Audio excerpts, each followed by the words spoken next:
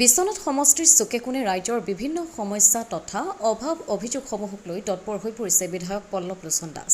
আজিও বালিচাং আদৰ্শ চিকিৎসালয়খন পৰিদৰ্শন কৰাৰ লগতে আয়োজিত চিকিৎসা শিবিৰত অংশগ্ৰহণ কৰে বিধায়কগৰাকীয়ে।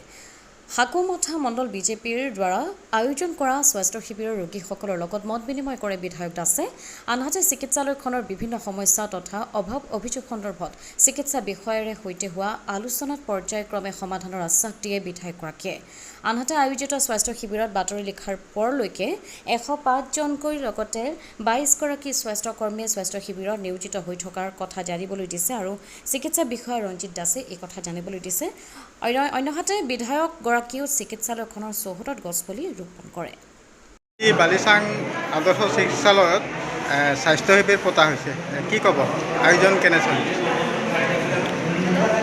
হয়, আজি আমাৰ বালিচাং আদৰ্শ চিকিৎসালয়ত আমাৰ হাকুমথা মণ্ডল বিজেপিৰ যিসকল কাৰ্যকৰ্তা আছে তেওঁলোকৰ এটা স্বাস্থ্য পৰীক্ষা শিবিৰ অনুষ্ঠিত হৈছে আৰু ইয়াতে আমি প্ৰায় 105জনলৈকে আমাৰ পঞ্জীভুক্ত হৈছে।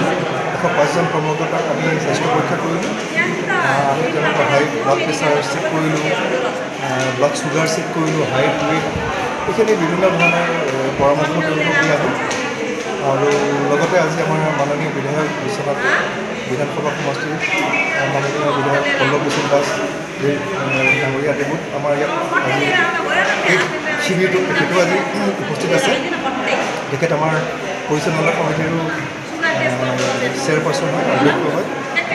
তেখেতে বিভিন্ন সমস্যাৰ হস্পিটেলৰ বুজ ল'লে আজি আৰু সেইখিনি সমাধান কৰাৰ গতিকে আমাক কথা দিছে পৰ্যায়ক্ৰমে আৰু শিবিৰটো তেওঁলোকে তেওঁ পৰিদৰ্শন কৰিব।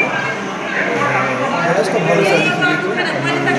আমি 105জন এতিয়ালৈকে আমি পৰীক্ষা ইতিমধ্যে সম্পন্ন কৰিছোঁ আৰু চলি আছে। আজি মেডিকেল কেম্প বালিচাঙত আপুনি চিকিৎসাৰ কাৰণে আহিছে, কি ক'ব? হয়, ট্ৰিটমেণ্টৰ কাৰণে আহিছোঁ। আজি অসম চৰকাৰৰ দ্বাৰা আজি অতি সুন্দৰ ফ্ৰীকৈ ইয়াত চিকিৎসা লোৱাৰ ব্যৱস্থা কৰিছে আৰু ভালকৈ কৰিছে, আমি ভাল পাইছোঁ। বিশ্বনাথৰ পৰা ৰমেশ চন্দ্ৰ চৰণৰ ৰিপৰ্ট, অমৃত নিউজ 24/7।